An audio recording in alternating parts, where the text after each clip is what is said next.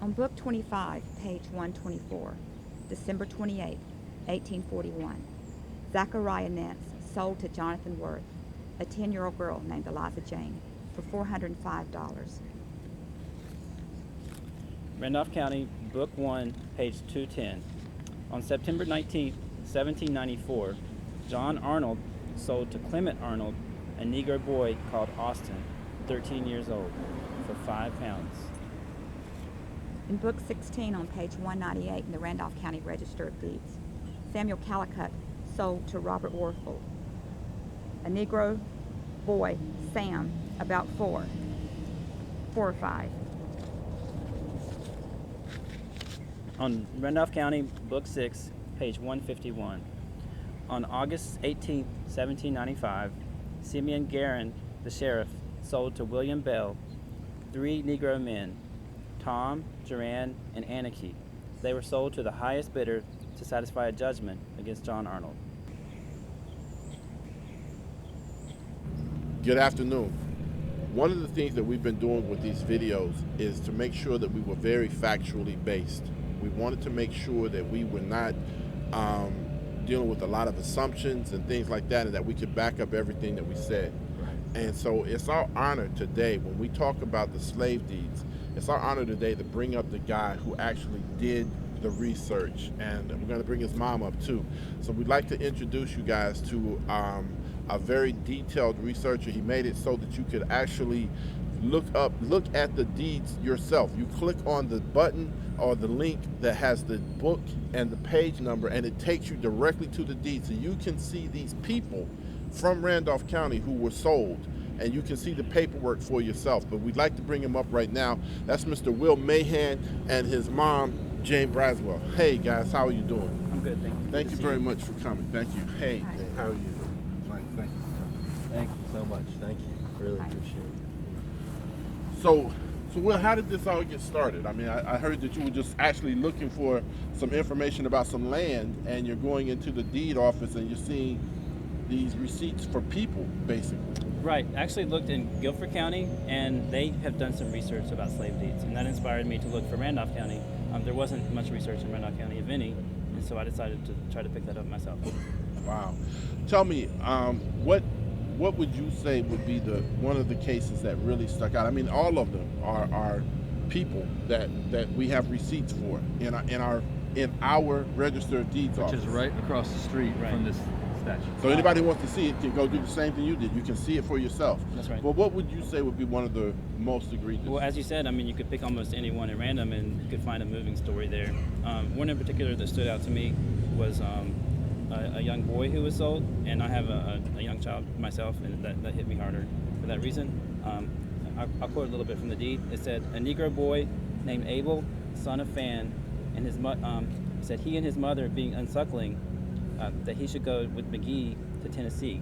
So basically, this little boy was sold as soon as he was unsuckling from his mother, and that was egregious, especially, I thought.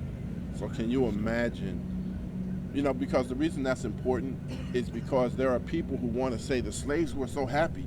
They were so happy. How can you be happy if you're taken, or your child is taken from you as soon as they've been weaned from their mother?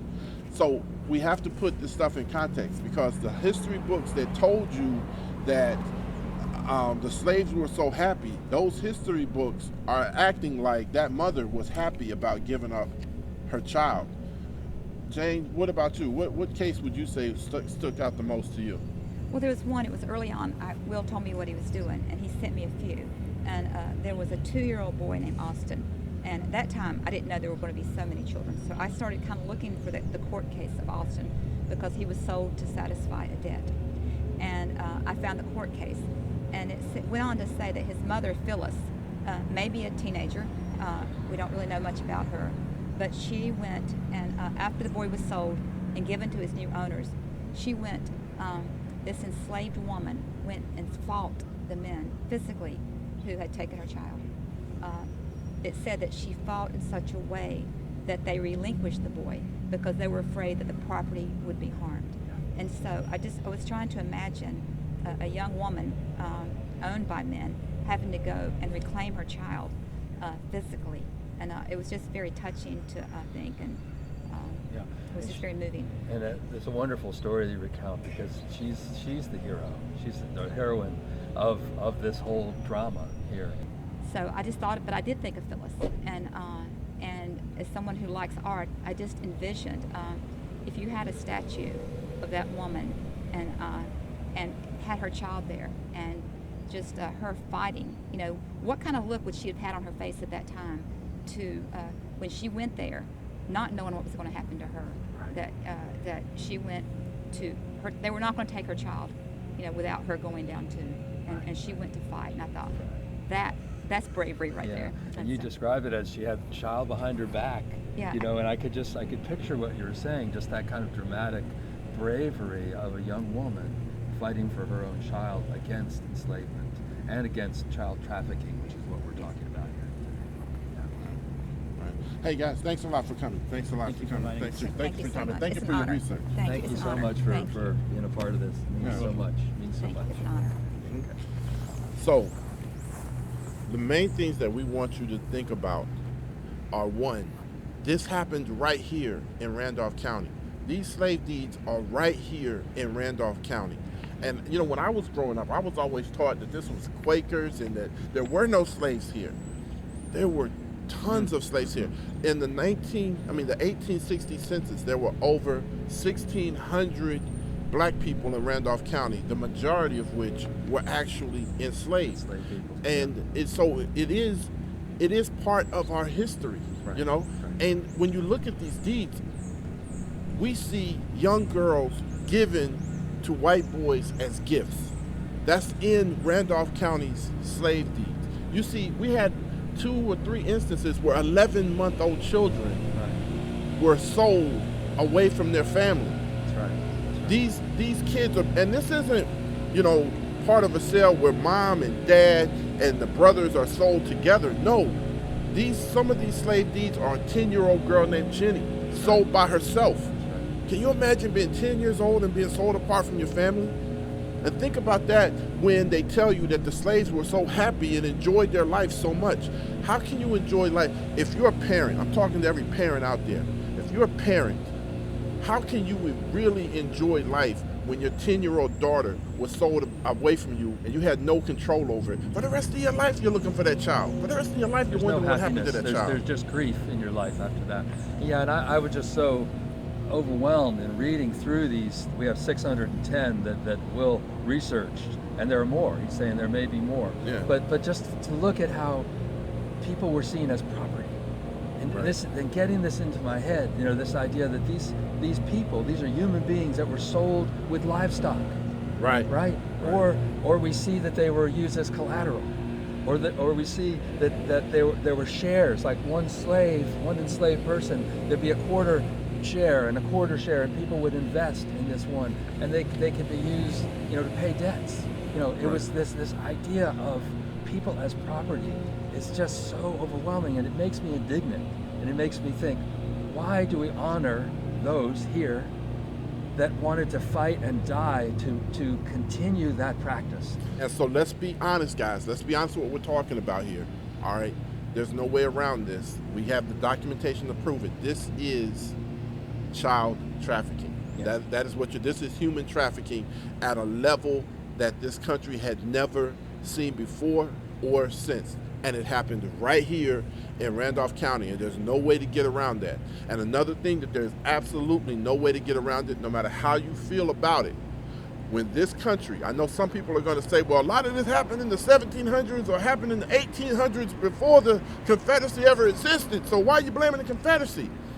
Because when this country was moving away from slavery, when this country was waking up and saying, wow, slavery is wrong, we got to stop this, Confederates not only wanted to keep slaves, they wanted to expand slavery.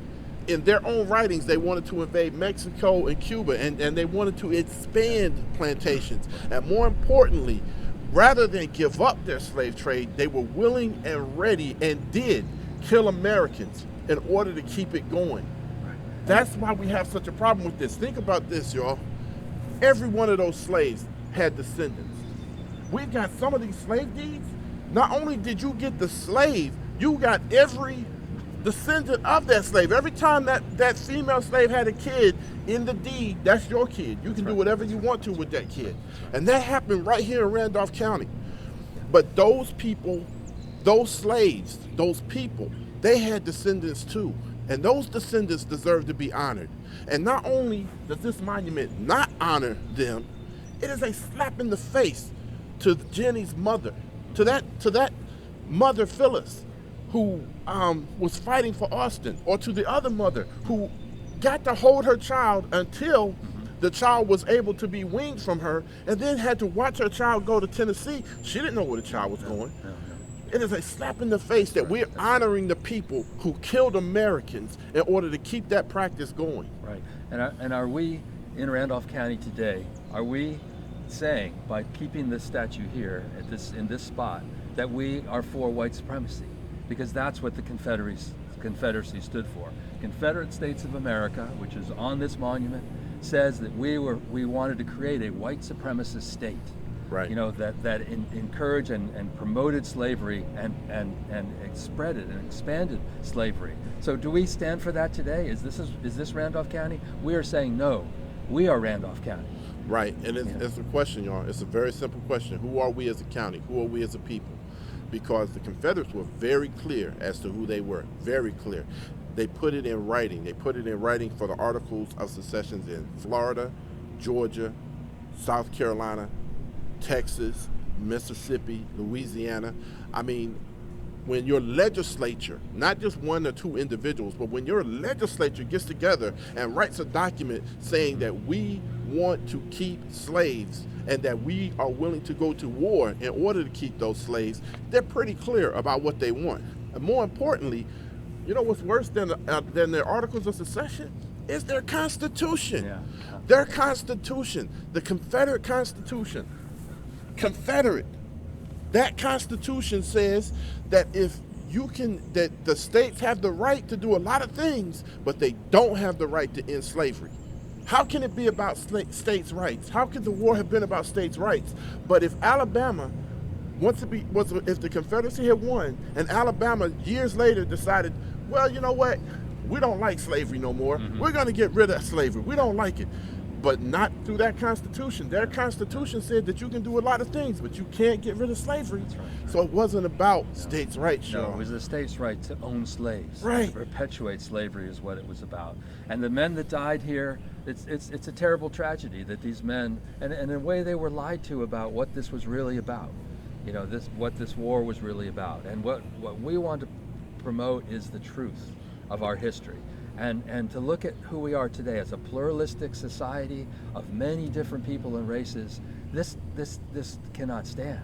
This cannot stand. Here, it does not in represent. Front of Yeah. This building behind, that building back there, when they have county commissioners meetings, that's where the county commissioner meeting stands. Right up there. So to have this standing right in front of where our county commission meets is to say that this is who we are. And Randolph County, that's our question. Is this who we are, or are we who we are? And that's a question that we have to answer. See you guys later.